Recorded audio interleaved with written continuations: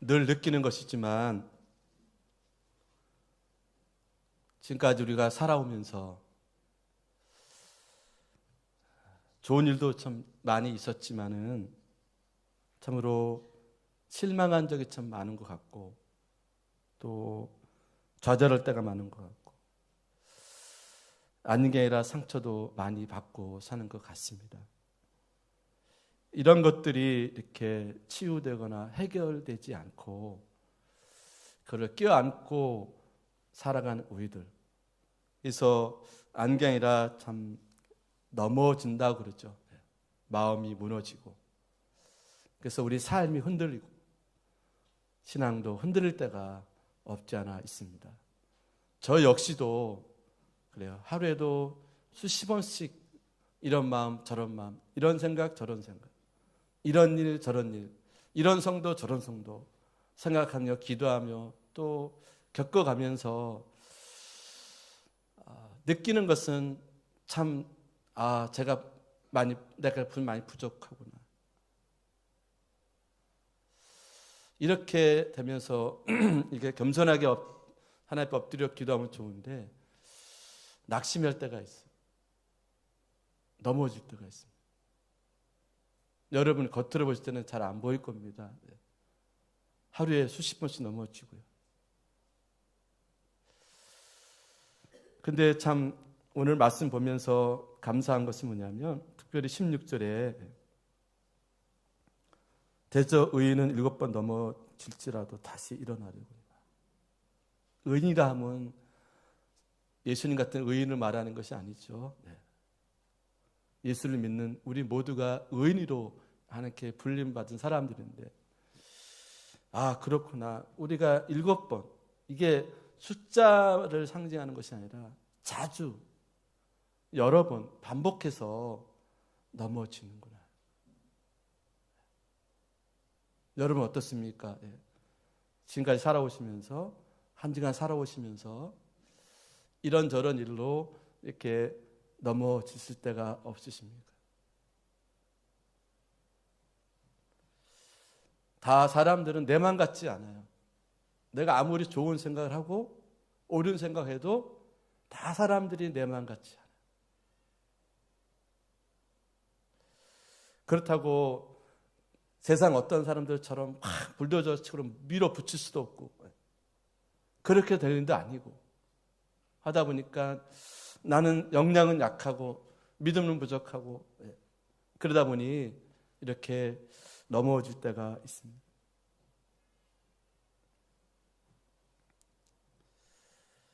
우리가 보통 하는 말들 가운데 우리 전희승 권사님이 항상 전화하시거나 하시면 목사님 승리하세요.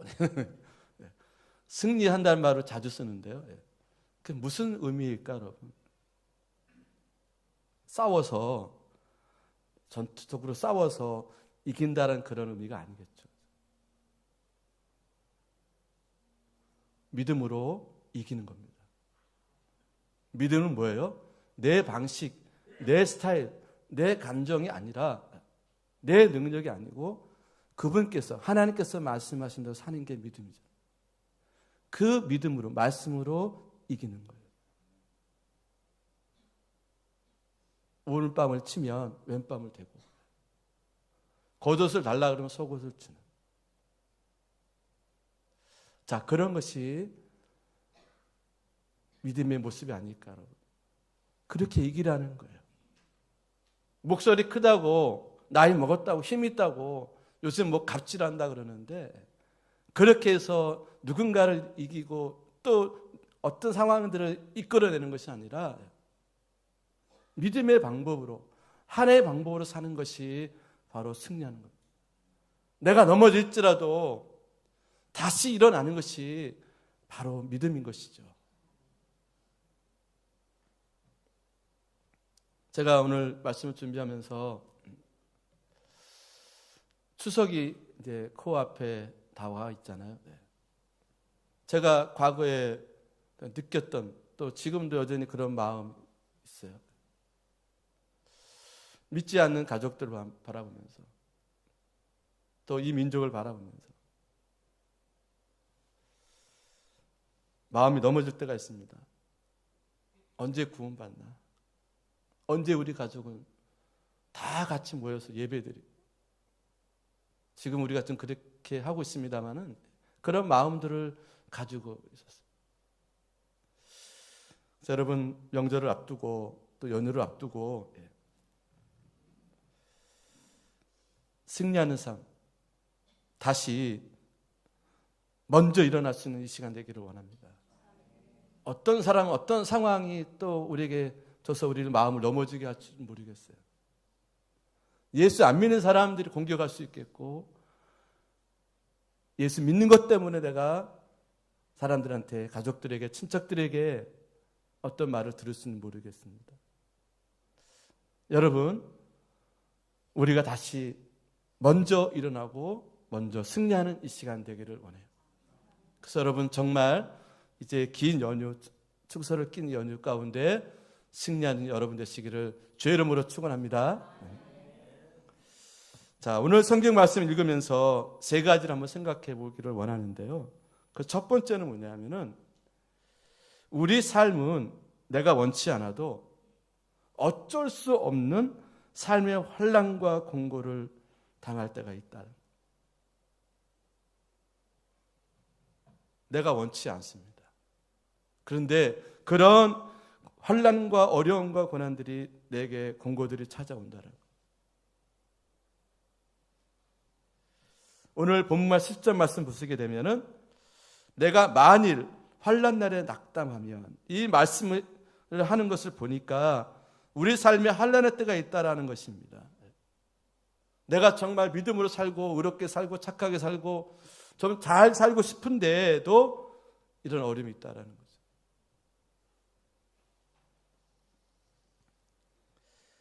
그래서 오늘 16절에서도 대저 의인은 7번 넘어져도 다시 일어나거니와 그랬어요. 이 말씀은 아무리 의롭게 사는 의인을 할지라도 넘어진다라는 거예요. 아까 제가 서론 앞에 말씀드린 것처럼, 근데 이 넘어질지라도는 그 히브리 말을 찾아보니까요, 이런 말이 내포가 되어 있습니다. 부끄러운 죄악에 빠질지라도 라는 말로 해석할 수도 있다라고. 부끄러운 죄악에 빠질지라도 다시 일어나려거니와. 여러분, 우리가 하나님과 나만 알아요. 어쩌면 부모도 모르고 아내도 모르고 자식도 모르고 남편도 모를 수 있어요.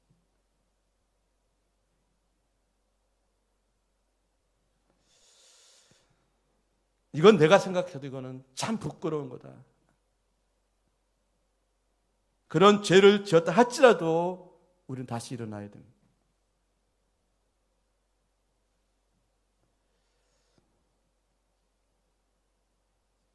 만약에 우리가 이것을 덮어두고 끝까지 간다고 해서 완전 번제처럼 보일지는 모르겠지만, 여러분, 그것은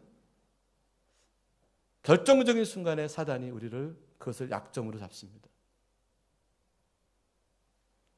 그래서 이리 끌려다니고 저리 끌려다니고 결국은 실패할 수밖에 없는 상황이 올 수 있다는 것입니다.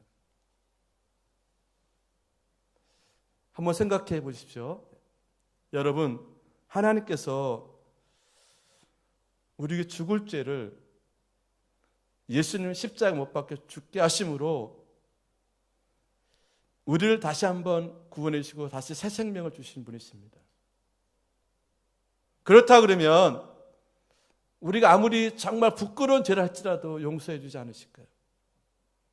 이미 우리는 죽을 죄를 진 사람들을 용서해 주신 하나님께서 아무리 부끄러운 죄를 할지라도 용서해 주지 않겠냐는 거예요.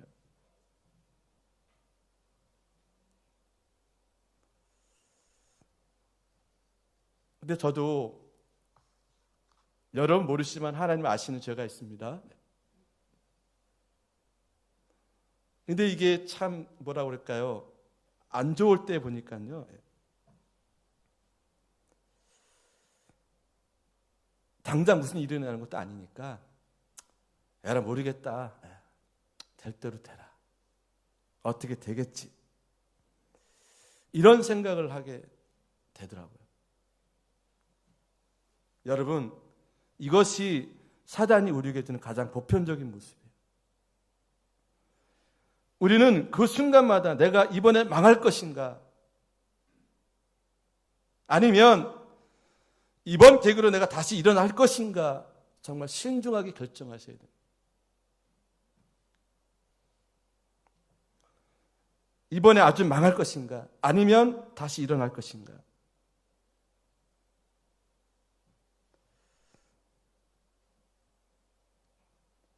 우리에게 어려움이 있을 때 하나님, 그래 너희는 한번 망해봐라 한번,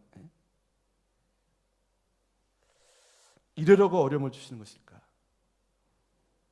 아니면 다시 일어나라고 이런 어려움을 주시는 것일까? 정말 깊이 생각해 봐야 됩니다.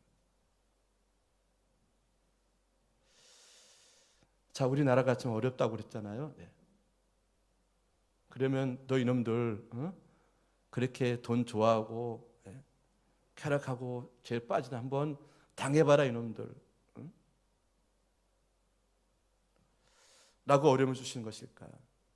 아니면 이 민족이 다시 일어나라고 어려움을 주시는 것일까? 우리의 개인도 그렇고 오늘날 교회들도 그렇고 정말 모든 것을 한번 생각해 봤을 때 정말 무슨 뜻일까? 하나님이 우리를 포기하셨다 그러면 이미 진작에 포기됐을 겁니다. 노아의 시대처럼 이미 물로 그냥 확 쓸어버렸을 겁니다. 여러분, 핵폭탄보다 더 무서운 게 물입니다. 물로 덮어버리면 핵폭탄 무슨 의미가 있겠어요? 이미 끝나도 끝날 상황들이었죠. 그러나 하나님은 너무나 비싼 값을 주고 우리를 구원했었기 때문에 우리에게 포기할 수가 없는 겁니다. 우리가 아무리 흉악한 죄를 졌다 할지라도 다시 일으켜 세워셔야 할 수밖에 없는 게 아버지의 마음입니다. 그런데 사단은 이것을 포기하게 만들어요. 낙심하게 만들고.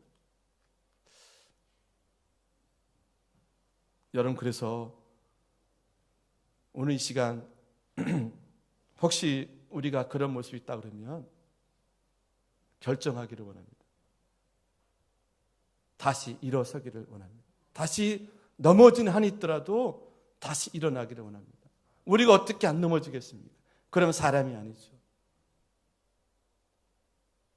그러나 여러분, 오늘 주신 말씀과 은혜 앞에 다시 일어나기를 우리가 고백하고 결정하는 것입니다. 시편 34편 19절의 말씀 보게 되면 의인은 고난이 많으나 여호와께서 그 모든 고난에서 건지십니다. 할렐루야. 의롭게 사는 믿음의 사람이라도 그에게는 고난이 많고 그 고난 속에서 하나님께 얹어주시는 그가 의로운 백성으로 주의 삶을 살아가게 된다고 말씀하고 있습니다. 나는 의인이 아닌데요. 아까도 말씀드렸지만 이 땅에 의인은 하나도 없습니다. 그 의인이 아니에요. 예수를 믿으면 고난이 많다. 저도 명절 때 되면 어릴 때 저 혼자 교회를 다니고 절 안 한다고 집안 어른들이, 우리는 저기 종선 집안이거든요. 제사가 1년에 30번 가까이 하는 것 같아요. 야, 너무너무 해다, 이거는 아니. 뜻은 제가 절을 안 하면은 이제 어른들이 막 뭐라고.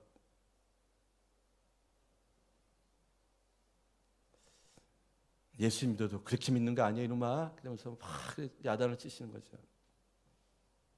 여러분, 예수를 정말 진실로 믿으면 부딪히게 되어 있습니다. 죄악된 세상과 부딪힐 수밖에 없는 겁니다. 그럴 때 우리는 고난을 당하는 거예요. 여러분, 고생하고 고난은 다른 겁니다. 고난은 예수 믿는 것 때문에 당하는 것을 고난이라고 말하는 겁니다. 여러분 지금 고생하십니까? 고난당하고 계십니까? 이걸 분명히 구분할 필요가 있는데, 어쨌든 우리가 이렇게 좋을 때가 있으면 나쁠 때가 있고, 또 나쁠 때가 있으면 좋을 때가 있는 것이 우리의 삶입니다. 시험을 잘 칠 때가 있으면 시험 망칠 때도 있는 거고요. 자연의 섭리는 밝음과 어둠의 조화입니다. 이 조화를 통해서 이루신 하나님의 은혜를 우리는 기대해야 되는 것입니다. 때로는 우리가 잘하고 또 주님 앞에 바로 살아서 칭찬받기도 하지만, 때로는 주님 앞에 부끄러운 자이기도 하고 위축될 때도 있습니다. 여러분, 목사들이 항상 설교 잘하는 거 아니거든요. 죽을 때가 있습니다. 제가 뭐 설교 잘하는 기계도 아니고 하나 은혜를 부어주셔야 되는데요. 그런 거 아니겠습니까? 우리는 지난날의 일들이 감사하고 또 이후에 있어지는 일들이 하나님께 대한 진정한 감사의 심정으로 우리가 살아야겠다. 밝음도 어둠도 있기에 노을의 아름다움도 있고 봉우리의 계곡이 있어서 산은 굴곡이 이루고 아름다운 법이다. 우리의 삶도 마찬가지죠. 하나님께서 높이 쓰실 때가 있으면 내려올 때가 있고, 비록 우리 스스로의 실수 때문이기도 하지만 더 깊은 고객에 떨어질 때가 있는 것이죠. 가끔 이렇게 잘 나가는 사람도 보면 항상 자기들이 잘 나가는 줄 아니고 착각하고 있는 것 같아요.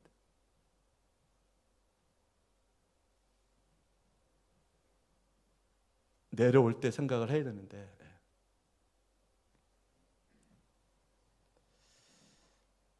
자, 여러분, 우리는 이렇게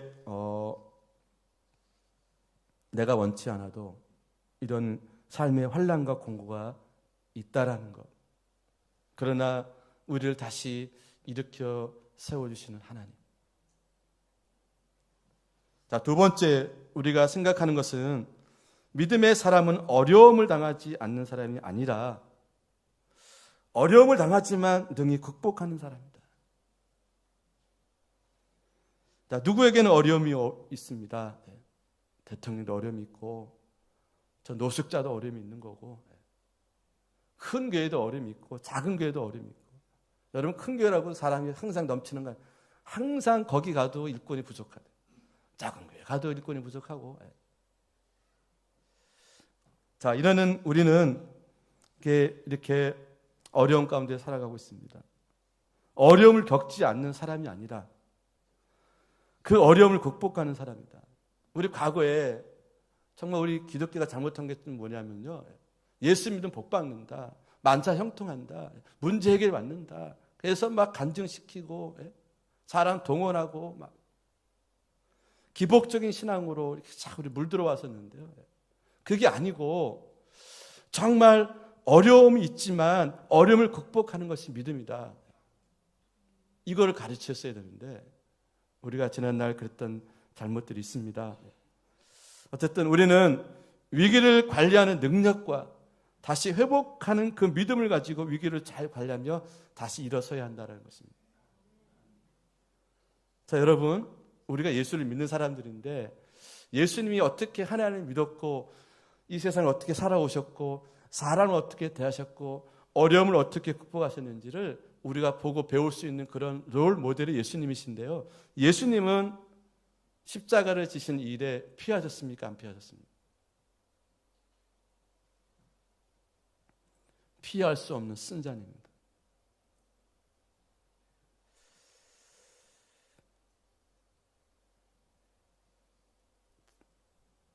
자신이 고통을 지고 세상에서 가장 큰 어려움을 죄악을 지고 십자가 못 박혀 죽으심으로 우리에게 가장 아름다운 그런 믿음의 삶을 살게 하셨습니다. 예수님 만약에 이것을 요리조리 피해 가셨다 그러면 예수님은 주님이 아니시죠. 그러나 그 위기, 죽음이란 위기를 믿음과 부활의 능력으로 극복하셨잖아요. 여러분, 우리가 그것을 배우는 겁니다.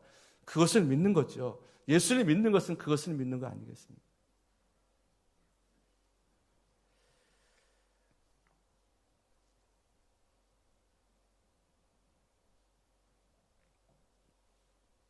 전도서 7장 14절 말씀 보게 되면 형통한 날에는 기뻐하고 공고한 날에는 생각을 하라. 하나님 이 두 가지를 병행하게 하셔서 우리에게 내일을 알지 못하게 하신다고 말씀하셨습니다. 내일을 알지 못하니까 우리는 겸손해야 합니다. 여러분, 내일 장담하고 계십니까?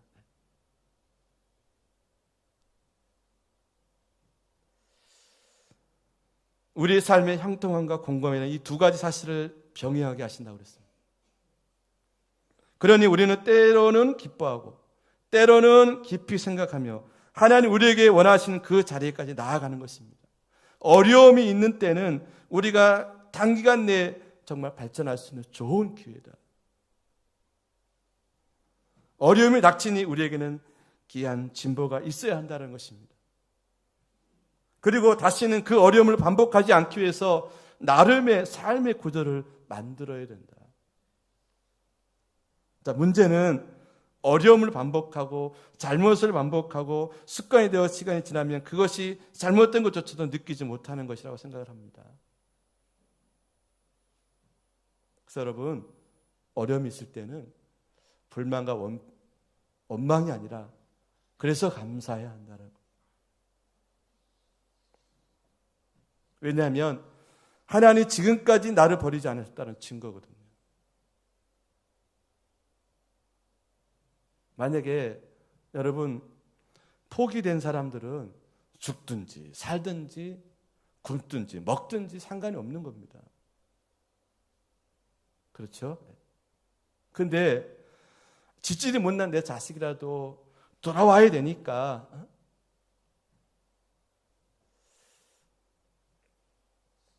어려움을 통해서라도 다시 세우시고 다시 일으키기 원하신다는 그 아버지의 사랑이 거기에 숨겨져 있다는 것입니다. 그래서 바울은 고난이 내게 유익이다 이렇게 말씀하고 있습니다. 그래서 기회라고 이렇게 말하고 있는 것인데요. 네. 여러분 지금까지 신앙생활 해오시면서 믿음의 사람의 가장 그 멋진 모습은 어떤 모습이라고 생각하십니까? 뭐 예를 들어 목사라고 생각하시고, 네. 자 제가 목회가 성공해가지고 우리 교회가 막 몇천 명씩 나오는 교회, 이 화려한 강대상에 제가 딱 그 예를 들어서 뭐 옛날에 하얀 양복을 딱 입고 조명을 비추고 막 이렇게 소리가 있고 박수가 있고, 네. 이게 멋진 모습일까요? 내가 좋은 차가 타고 다니면서 나 우리 세정에서 제일 큰 교회 목사야, 이러게 정말 여러분 정말 멋진 모습일까요? 그게 아니라 환난에 빠졌을 때 교회가 어려움을 당하고 있습니다. 성도들이 어려움을 당하고 있습니다. 제 삶의 위기가 왔습니다. 그랬을 때 넘어지지 않고 아까 말씀드린 대로 툴툴 털고 믿음으로 다시 일어나는 거예요. 여러분 이게 정말 멋진 모습 아닌가요? 우리가 주변 사람들을 참 존경에 맞지 않는 눈길을 바라봤을 때 바라보는 사람들은 바로 그런 사람들, 그런 어려움 속에서도 극복하고 이겨낸 사람들, 승리한 사람들, 우리가 그 사람들을 이렇게 존경에 맞지 않고 바라보게 되고 그런 마음을 갖게 됐는데요. 믿음의 최고의 멋진 모습은 바로 그런 모습. 근데 주님께서는 바로 그런 모습을 우리에게 기대하시는 거죠. 우리가 넘어졌을 때 다시 툴툴 털고 일어나는 거예요. 사람이 여러 신앙사 하다 보면 시험 들 때도 있고, 교회가 싫을 때도 있고, 목사가 싫을 때도 있고, 사람이 성도가 싫을 때도 있어요. 네. 그러나 여러분, 아주 푹 빠지지 말아는 거죠. 다시 툴툴 터고 일어나라는 겁니다. 저는 목회하면서 그런 성도들을 바라보면서 제가 무슨 말을 할 수 있겠습니까? 혹시 제가 나 때문에 그러지 않나, 그런 자괴감 들 때가 있긴 하지만 정말 기도할 수밖에 없죠. 하나님, 저 성도님 집사님 다시 일어나게 해주십시오. 이 정도 목회하면 딱 보면 알아요. 그래서 정말 제가 마음의 어려움을 느끼는 거 뭐냐면, 저는 그릇은 부족하고 작고 주어진 일들을 감당할 수 있어야 되는, 제가 하는 건 아닌데 자꾸 제가 뭔가 해야 된다고 생각하니까 자꾸 마음이 어려워지는 거예요. 근데 또 다시 말씀과 기도로 툴툴 터고 일어나는 거죠. 세 번째, 의인은 실수를 안 하거나 넘어지지 않는 사람이 아니라 실수해도 극복하고 넘어져도 다시 일어나고 자신의 부족함을 인정하며 더욱 겸손해지는 사람이다. 사람은 참 뭐라 그럴까요? 간사하다 그럴까요? 환경에 쫙 민감하게 잘 변하는 것 같아요.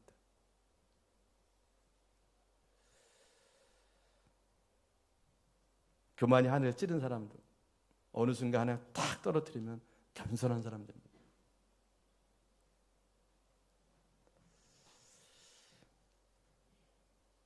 어떤 사람이 교만한 사람이냐면요, 나는 실수가 없고 나는 부족하지 않고 내가 생각해도 나는 뭐 교회에서 뭐 말씀, 성경에서 목사가 설교하는 그 말씀대로 이게 아니더라도 나는 충분히 잘 살 수 있다.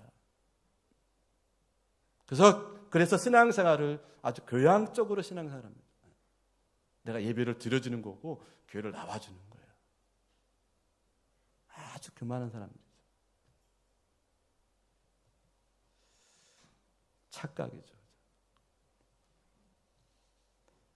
여러분, 인간의 지혜는 뭘까요? IQ가 좋아서, 머리가 좋아서, 능력이 있어서 어느 부분에 뛰어나고 남보다 훨씬 잘 살고 돈 많이 벌고, 여러분, 이것이 인간의 지혜인가요? 성경에서 말하는 인간의 지혜는 내 부족함을 깨닫고 하나님을 발견하는 겁니다.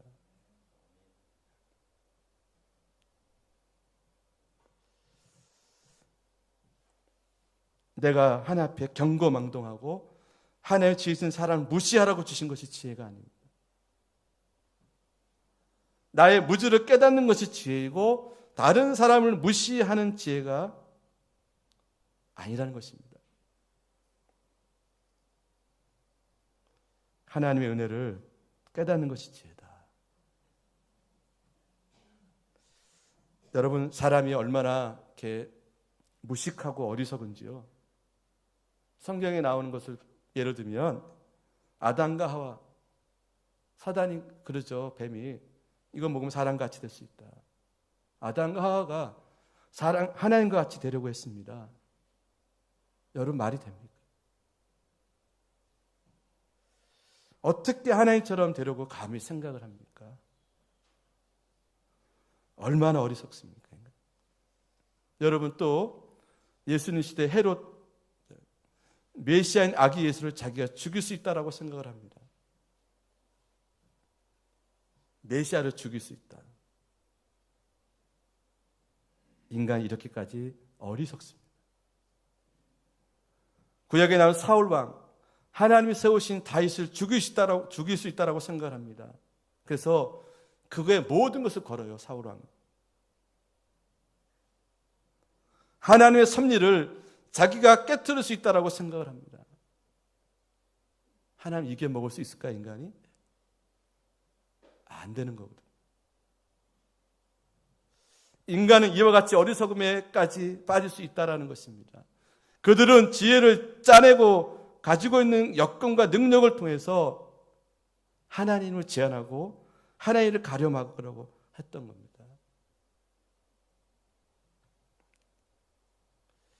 혹시 우리가 그런 일이 없는지 정말 잘 돌아봐야 됩니다. 우리는 우리의 실수와 부족의 때가 있을 때 가슴 아파하고 회개하며 또한 하나님이 우리를 사랑한다고 믿으면서 하나님 앞에 겸손히 나아가야 됩니다.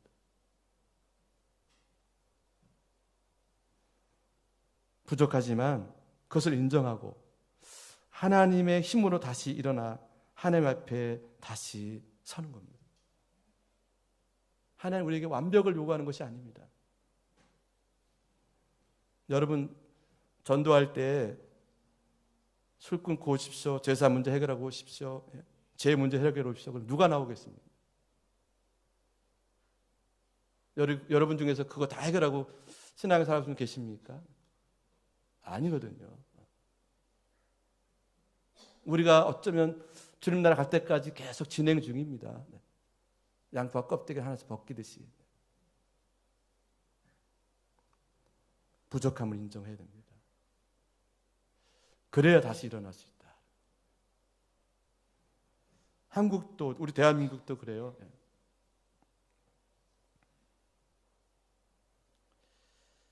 우리가 다시 일어날 수 있는 자, 우리 교만을 꺾고 하나님 이제 좀 살려주십시오. 과거 이스라엘 백성들이 나라에 어려움 당할 때 특히 사사기 같은 데 보면요, 그들이 하나님 앞에 범죄하고 하나님도 징계하시니까 하나님 또 살려달라고 또 하나님 살려주십니다. 또 살만하니까 또 죄짓고 또 그릇 하나 징계가 내려오면 또 하나 살려달라고 그러고 이것이 이 사이클이 반복이 됩니다. 사사기를 읽다 보면요. 이스라엘 역사가 그렇고요. 근데 하나님은 그러한 그들의 기도를 참 웬일인지 다 들어주세요. 저 같으면 한두 번 그러면 용서가 안 될 텐데 끝까지 용서하시더라고요. 끝까지 다시 세워주시더라고요. 오늘 우리가 그런 은혜를 입고 살아갑니다. 그렇기 때문에 우리가 중요한 것은 뭐냐면 내가 부족한 것을 인정하고 고백해야 돼요. 하나님 우리가 지금 살아갈 길이 막막합니다. 우리나라가 어렵습니다. 하나님 살려주세요. 미국이 우리를 살려주겠습니까? 일본이 살려주겠어요? 중국이 살려주겠습니까? 러시아가 살려주겠습니까? 북한이 살려주겠습니까? 자, 어려움이 더 깊어지기 전에 우리가 다시 일어서야 됩니다. 믿음으로 일어서야 됩니다.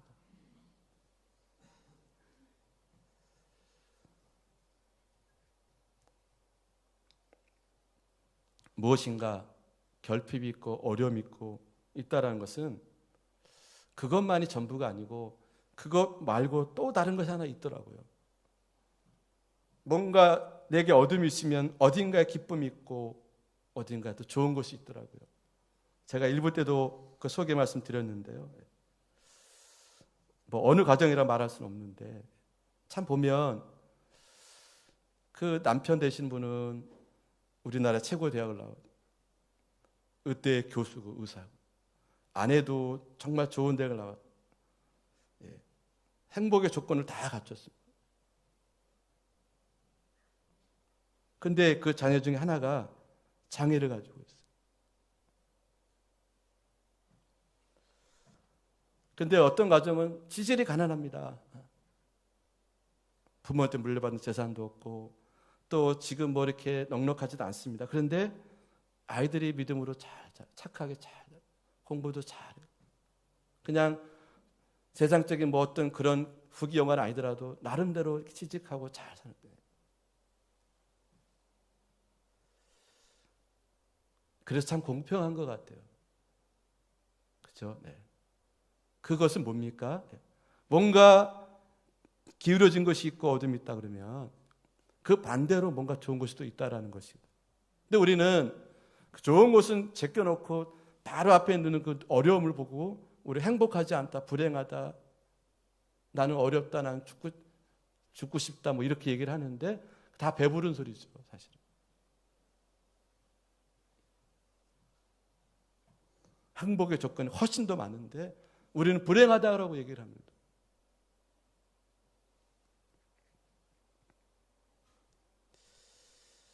시편 37편 4절 말씀 보게 되면요. 또 여호와를 기뻐하라. 저가 내 마음의 소원을 이루어 주시리로다. 우리는 언제나 실수하고 죄짓고 잘못해서 능력이 부족해서 넘어집니다. 그러나 분명한 것은 믿음의 사람은 하나님 앞에 나아갈 수 있는 뻔뻔스러움이 있어야 된다. 이건 하나님께서 용납하시는 거예요. 우리의 잘못을 인정하되 하나님의 자비를 기대하는 마음을 가지라는 거예요. 이것은 우리에게 몹쓸 뻔뻔스러움이 아니라 하나님의 능력과 사랑과 자비를 기대하는 우리의 축복되는 하나님께 대한 믿음의 기대입니다. 우리는 넘어질 수 있다. 믿음의 사람도 넘어질 수 있고, 제가 뭐 믿음이 좋은 사람은 아닌데 목사 같은 사람도 넘어질 수 있다. 제가 고백했잖아요. 수십 번 넘어진다고.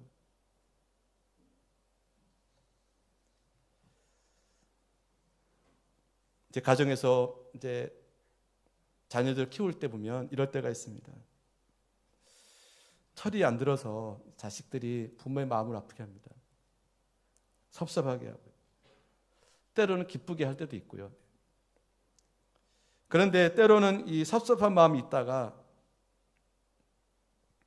어느 날 애들이 또 아무 생각 없이 아빠 안녕, 아빠 잘 다녀오세요 그러면 제 그 무거운 마음들이 다 내려가요.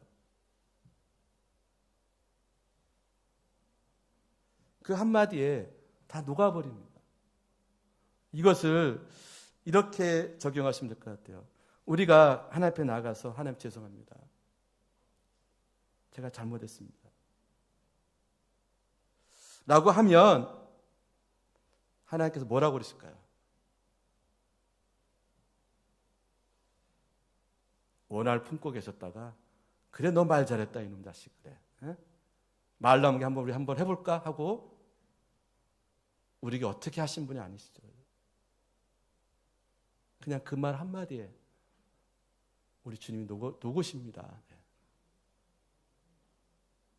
뭐 대단한 거 원하시는 거 아닙니다. 여러분. 언제 성경에 헌금 많이 하라고 나와 있습니까? 그렇게 강요하신 적 있습니까? 그거 아닙니다, 여러분. 그냥 정말 하나님을 신뢰하는 믿음으로 내가 이렇게 쓰러지고 넘어졌지만 하나님 죄송합니다. 제가 알고도 졌고요. 모르고도 졌는데 하나님 용서해 주세요. 그러면 주님 우리 용서해 주신다니까요.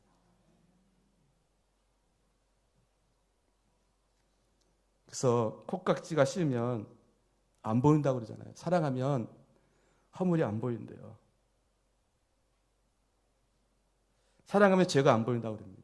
여러분 누군가에 대해서 사랑한 마음이 없으니까 자꾸 보이는 겁니다. 걸리는 거예요. 하는 족족 걸리는 겁니다. 마음이 안 드는 겁니다. 그 뭐냐면 나 저 사람 사랑하지 않는다 그 얘기입니다. 그렇죠? 사랑하면 안 보인다니까요. 하나님 우리를 사랑하시기 때문에 안 보이시는 것 같아요.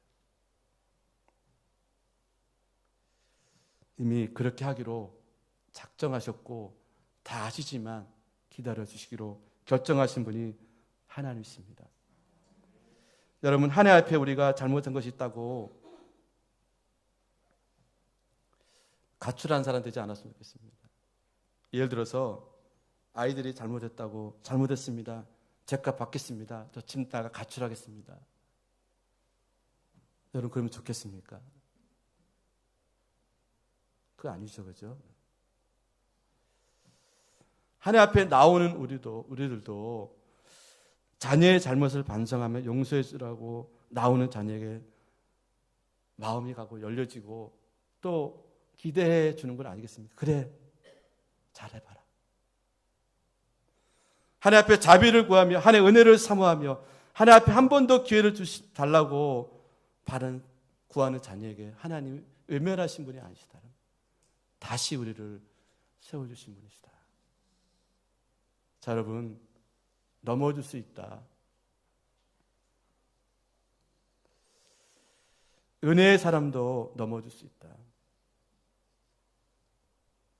우리는 풀무불에 던져줄 수도 있고 우리는 사자굴에 던져줄 수 있습니다. 그러나 중요한 것은 풀무불에 던져줘도 사자굴에 던져줘도 다니엘처럼 모함과 계략에 빠질 수도 있지만 그 가운데 우리는 다시 일어서는 사람들이 되어야 된다. 무엇으로? 하나님의 사랑으로. 7번 넘어져도 다시 일어나는 사람이 믿음의 사람이고 악인은 넘어짐으로 완전히 그것으로 엎드러지는 사람이다. 성경은 우리에게 말씀해주고 있습니다. 우리들이 하나님의 백성이라 그러면 어떤 순간, 어떤 어려움, 어떤 상황에서도 하나님으로 말미암아 다시 일어서는 사람이 되어야 됩니다.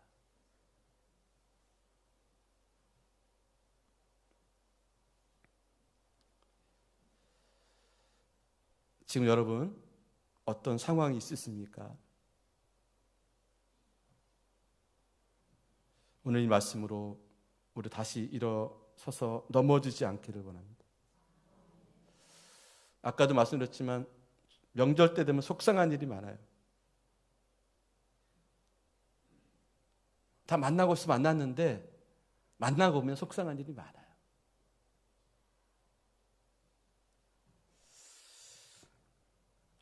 그렇다고 우리가 피할 것은 아니지만 미리 여러분 마음으로 믿음으로 준비하십시오. 어떻게 해요? 나는 믿음으로 다시 일어나리라 승리하리라. 자, 그 믿음으로 우리가 이 명절을 잘 지내시기 바라고 앞으로 여러분들 혹시 넘어지고 쓰러질 때 완전히 넘어지는 사람이라 다시 일어서는 사람. 저는 목사로서 우리 성도님들이 믿음이 항상 좋아지면 얼마나 좋겠어요. 그래서 기본기가 다 해결돼서 정말 탁탁탁탁 해가지고 그냥 짝짝짝 맞춰가지고 쫙쫙 쭉 나가 얼마나 좋겠습니까? 근데 그게 아니더라고요. 함께 이 모든 상황들을 함께 이겨나고 극복해 나가는 거예요. 우리 모두가 함께 이 일을 감당하는 겁니다. 그래서 정말 이 땅의 모든 것이 완벽하게 이루어진 천국을 바라는 것이 아니라 이것이 죄악된 세상이지만 천국 같은 믿음으로 내가 감당하고 다시 일어서는 거예요.